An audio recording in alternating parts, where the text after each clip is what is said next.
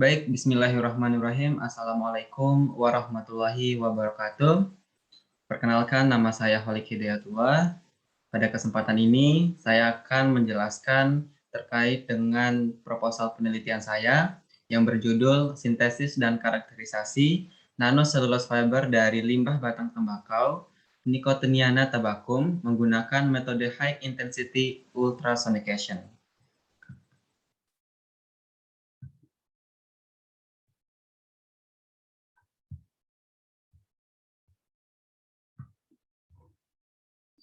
Adapun outline presentasi saya, yang pertama adalah bab 1 pendahuluan, bab 2 tinjauan pustaka, bab 3 landasan teori, dan bab 4 metodologi penelitian. Kita ketahui bersama bahwa di Provinsi Nusa Tenggara Barat merupakan salah satu provinsi penghasil tembakau terbesar di Indonesia, terkhusus berada di Pulau Lombok. Namun, seiring dengan perkembangan para petani itu belum mampu memanfaatkan batang tembakau yang sudah ada. Pengolahan batang tembakau itu belum maksimal. Kebanyakan para petani mengolahnya dengan cara dibakar. Hal itu dapat menyebabkan kerusakan lingkungan dan maupun pencemaran lingkungan. Padahal beberapa penelitian sebelumnya menunjukkan bahwa batang tembakau itu memiliki potensi berupa kandungan selulosa yang tinggi. Selulosa sendiri merupakan suatu bahan alam yang sangat melimpah di alam ini yang dapat diaplikasikan di berbagai bidang. Beberapa contohnya antara lain berfungsi sebagai filler atau pengisi, kemudian digunakan dalam pembuatan bioplastik, kemudian banyak dikombinasikan juga dengan material lain dalam bentuk komposit. Kemudian selulosa sendiri seiring perkembangan zaman itu dapat disintesis menjadi partikel nano, salah satunya adalah nanocellulose fiber. Nanocellulose fiber itu diaplikasikan sebagai fase penguat dalam nanokomposit, kemudian selain itu pengubah reologi dalam makanan, cat, kosmetik, dan produk farmasi. Dan masih banyak lagi potensi lain dari nanocellulose fiber itu sendiri. Nanocellulose fiber sendiri itu dapat disintesis dari berbagai metode, beberapa diantaranya adalah electrospinning, microgriding, homogenization, dan lain sebagainya. Namun dalam penelitian ini akan digunakan metode high intensity ultrasonication. Nah, metode HIUS ini merupakan metode yang nyaman untuk memisahkan nanocellulose fiber dengan sifat mekanik yang sangat baik. Itulah latar belakang kenapa penelitian ini dapat diangkat. Kemudian adapun rumusan masalah. Yang pertama, bagaimana pengaruh proses sintesis selulosa terhadap karakteristik fisika dan kimia serbuk. Yang kedua, bagaimana bentuk morfologi dan struktur kristal nanocellulose fiber yang dihasilkan dari limbah batang tembakau. Kemudian tujuan penelitian sendiri terdapat dua. Yang pertama, untuk mengetahui pengaruh proses sintesis selulosa terhadap karakteristik fisika dan kimia serbuk. Yang kedua, yaitu untuk mengetahui bentuk morfologi dan struktur kristal nanocellulose fiber yang dihasilkan dari limbah batang tembakau. Kemudian penelitian ini memiliki manfaat. Pertama, dapat memberikan informasi mengenai komponen batang tembakau Lombok dan karakteristik nanocellulose fiber yang dihasilkan dari limbah batang tembakau. Yang kedua, dapat dijadikan salah satu solusi untuk mengolah limbah batang tembakau menjadi lebih bermanfaat dan bernilai ekonomi. Yang ketiga, dapat menjadi referensi dan rujukan bagi penelitian terkait. Kemudian adapun batasan masalah dalam penelitian ini, yang pertama yaitu limbah batang tembakau yang digunakan itu dari jenis tembakau Virginia yang diambil di Lombok Timur. Kemudian bagian batang tembakau yang digunakan adalah bagian gabus putih lapisan terdalam dari batang tembakau. Kemudian suhu kalsinasi atau pengovenan yang digunakan adalah 75 derajat Celcius. Pengaruh sintesis selulosa yang diamati berupa persentase rendemen dan densitasnya. Kemudian untuk alat karakteristiknya sendiri itu digunakan berupa FTIR, SEM, dan XRT. Kemudian sifat fisik yang diamati adalah densitas, bau, warna, tekstur, dan morfologi dari hasil sintesis tersebut. Kemudian beberapa penelitian sebelumnya juga menunjukkan terkait dengan proses kimia atau pretreatment dan juga menggunakan metode HIUS tersebut untuk menghasilkan nanocellulose fiber. Seperti yang dilakukan oleh Wang DKK pada tahun 2015, di mana proses delignifikasinya menggunakan NaClO2 serta bleachingnya menggunakan 2% KOH, di mana hasil penelitian tersebut menunjukkan sebagian besar pengotor anorganik, hemiselulosa, dan lignin itu berhasil dihilangkan, dan terjadi peningkatan kandungan selulosa setelah perlakuan tersebut.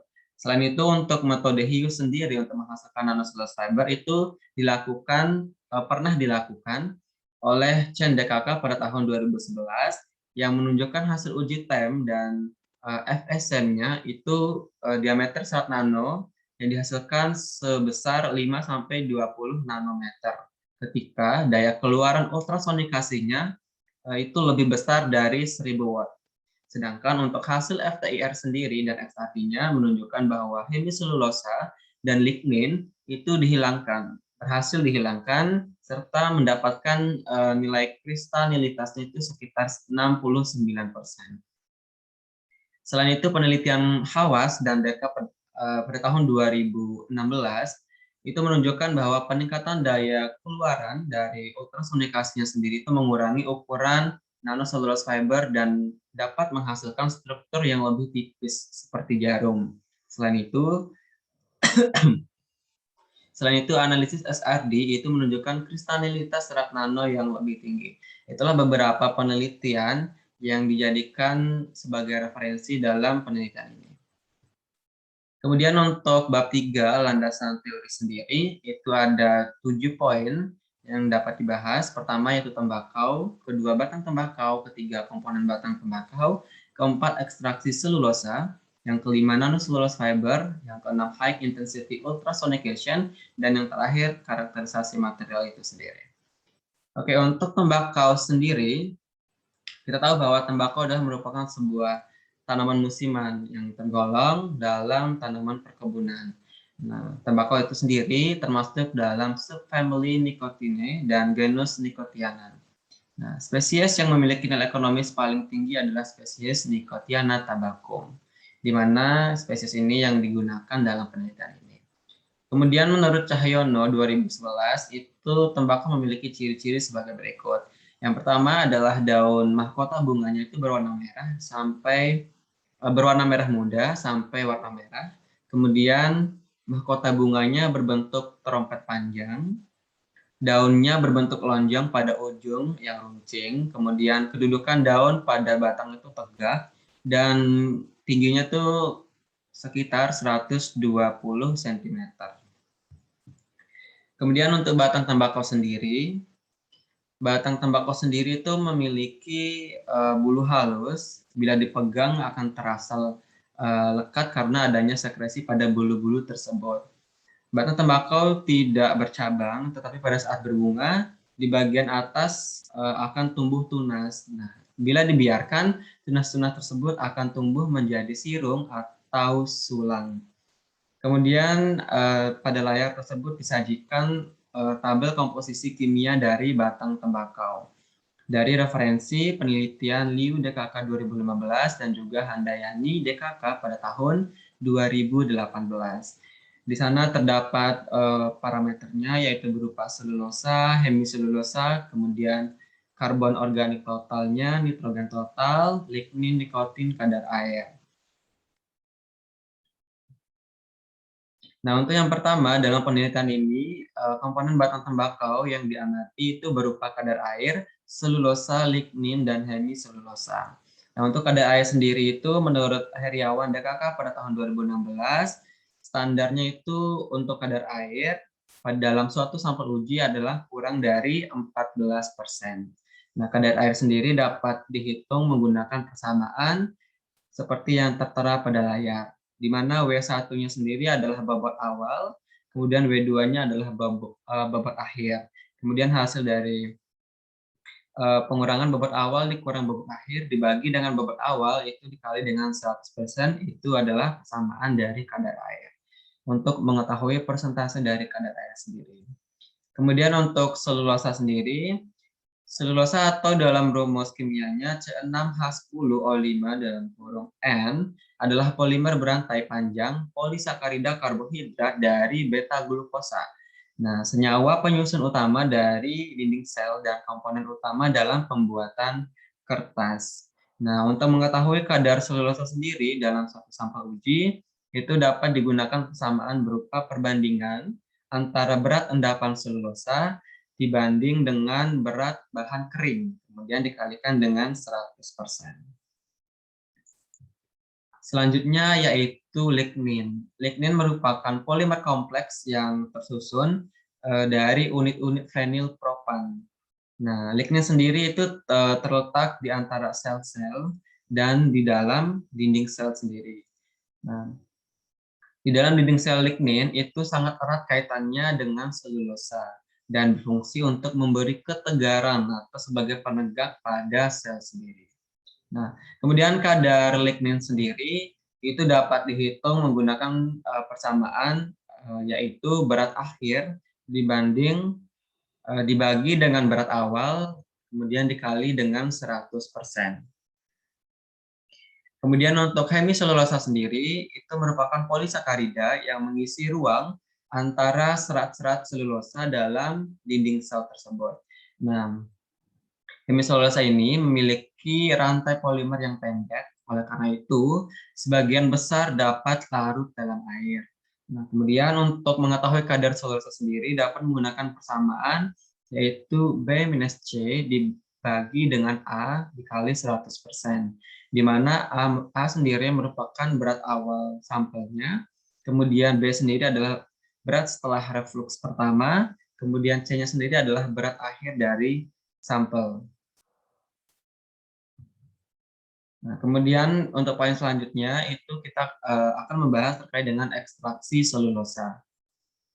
Terdapat 3 proses untuk mendapatkan selulosa. Yang pertama adalah pretreatment, kemudian delignifikasi, dan terakhir adalah bleaching.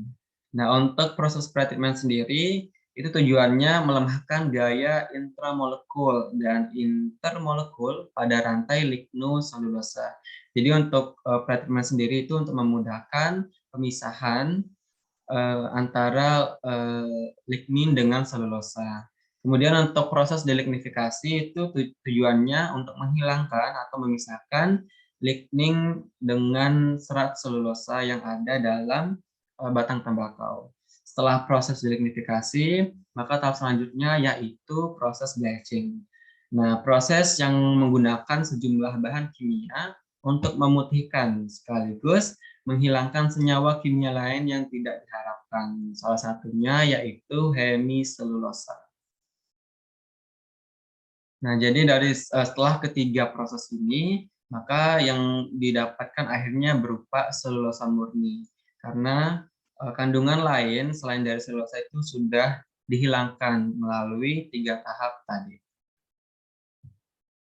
Nah, kemudian untuk nanocellulose fiber, nanocellulose fiber sendiri itu memiliki ukuran diameter berkisar antara 5 sampai dengan 60 nanometer menurut BEC-DKK pada tahun 2012.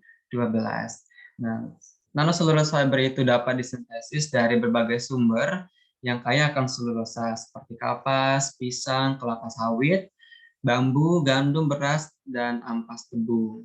Nah, kemudian ada beberapa karakteristik spesifik dari nanocellulose fiber itu sendiri, yaitu transparansi optik, kemudian koefisien ekspansi termal rendah, dan kekuatan tarik yang tinggi.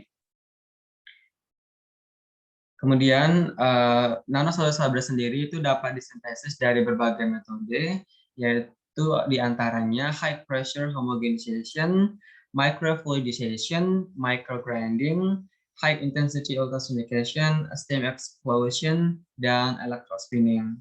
Nah, NCF sendiri itu memiliki potensi yang baik dalam pembuatan kertas, kardus, bio nanokomposit pada pembungkus makanan, kemudian pada kosmetik juga, bidang kesehatan, dan peralatan optik lainnya. Kemudian metode high intensity ultrasonication. Nah, ultrasonication intensitas tinggi atau yang dikenal dengan HIUS itu suatu metode yang digunakan untuk mengisolasi fibril yang digunakan dalam mengolah beberapa bahan selulosa untuk menghasilkan fibril kecil dalam skala nano dan mikro. Jadi sehingga metode ini sangat cocok untuk menghasilkan sampel dalam ataupun hasil sintesis dalam ukuran nano. Kemudian mekanisme kerja dari metode HIUS sendiri itu ultrasonikasi membuat ikatan beta glikosidik pada daerah amorf selulosa putus akibat pecahnya gelembung kavitasi.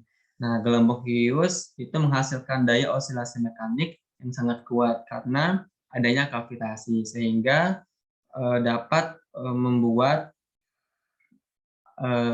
akibat dari adanya kavitasi tersebut itu dapat memecahkan partikel-partikel sehingga dalam berukuran nano seperti itu. Kemudian beberapa parameter untuk metode HIUS sendiri itu yang pertama itu bergantung pada frekuensi, kemudian amplitudo, waktu proses, daya, dan kimia pelarut. Metode HIUS sendiri memiliki kelebihan yaitu daya keluaran tinggi dan memiliki efisiensi defibrilasi yang tinggi. Oke, kemudian untuk karakterisasi material sendiri, dalam penelitian ini ada 5 pengujian atau 5 karakterisasi. Yang pertama adalah pengujian densitas untuk mengetahui kerapatan yang terdapat pada NCF yang dihasilkan. Kemudian ada uji organoleptik. Nah, uji organoleptik sendiri itu terbagi dalam 3, yaitu warna, bau, dan tekstur. Kemudian ada uji FTIR. Uji FTIR sendiri itu untuk mengetahui komponen senyawa dan gugus fungsi yang terdapat pada selulosa yang dihasilkan maupun NCF yang terbentuk nantinya. Kemudian uji SEM bertujuan untuk mengetahui morfologi dan ukuran dari NCF. Kemudian terakhir adalah uji XRD untuk mengetahui kristalinitas dari NCF sendiri. Kemudian bab 4 metodologi penelitian. Nah, penelitian ini termasuk ke dalam penelitian eksperimen skala laboratorium. Kemudian penelitian ini direncanakan dimulai pada Februari sampai dengan Mei 2021 yang bertempat di Laboratorium Fisika Dasar FMIPA Universitas Mataram.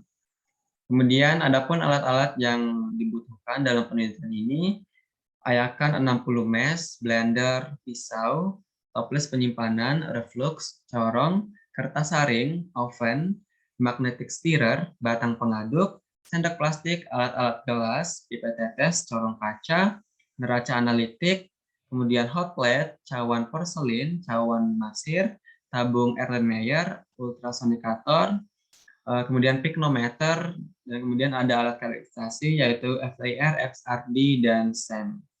Nah, kemudian bahan-bahan yang dibutuhkan dalam penelitian ini yaitu yang pertama komponen utama yaitu batang tembakau sendiri, kemudian NaOH, H2SO4 96%, kemudian etanol atau C2H5OH, aquades, natrium klorid, dan kalium hidroksida atau KOH.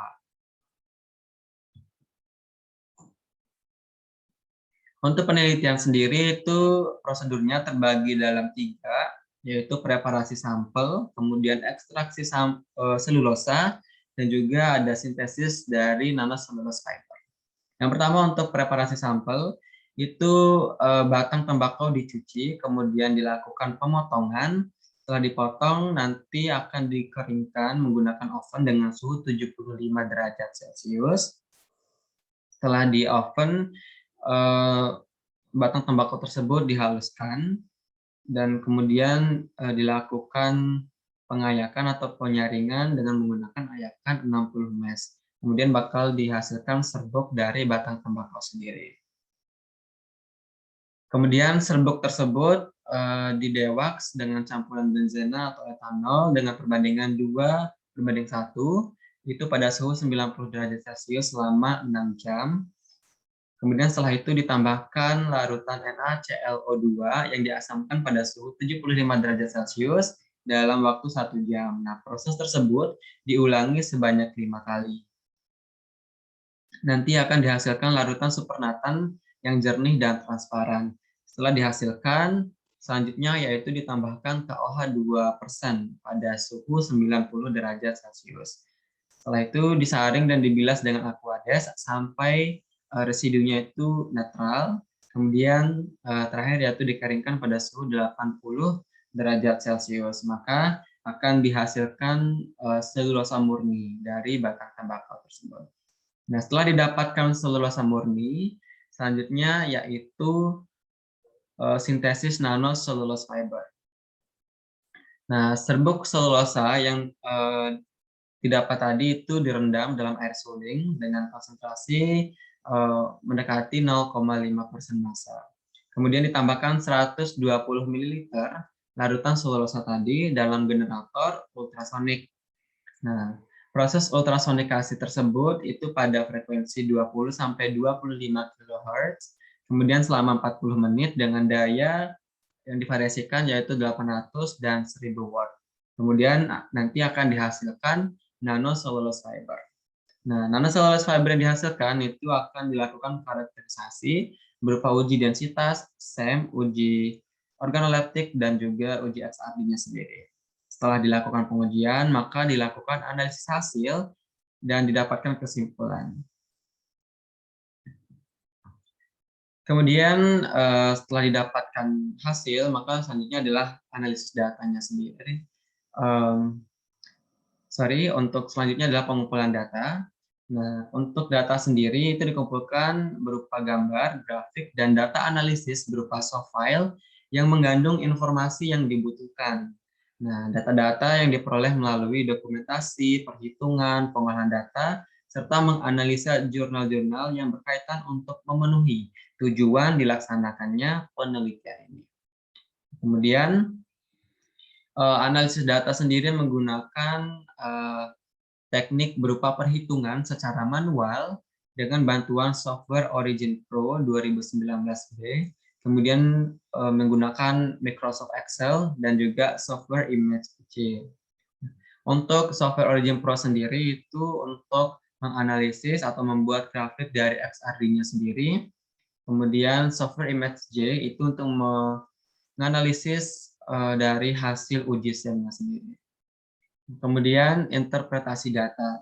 Sintesis selulosa dihubungkan dengan persentase rendemen, besar densitas, serta kadar selulosa, lignin, dan hemiselulosa, sehingga parameter tersebut dapat diidentifikasi memiliki hubungan terhadap karakteristik selulosa yang dihasilkan melalui proses pretreatment, kemudian delignifikasi, dan juga bleaching.